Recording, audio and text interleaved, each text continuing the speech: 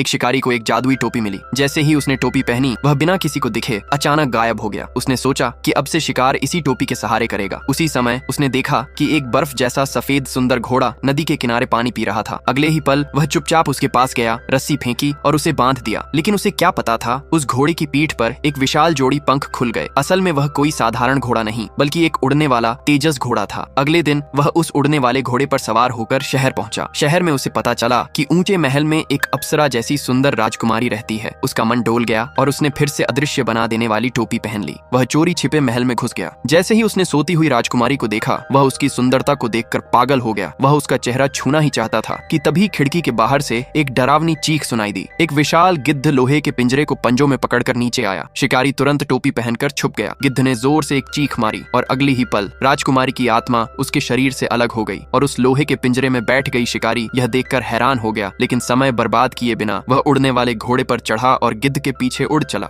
गिद्ध राजकुमारी की आत्मा को एक भयानक घाटी में ले गया और उसके गले में एक माला डाल दी। वास्तव में यह सब एक शाप का हिस्सा था जो एक दानव ने राजकुमारी पर डाला था।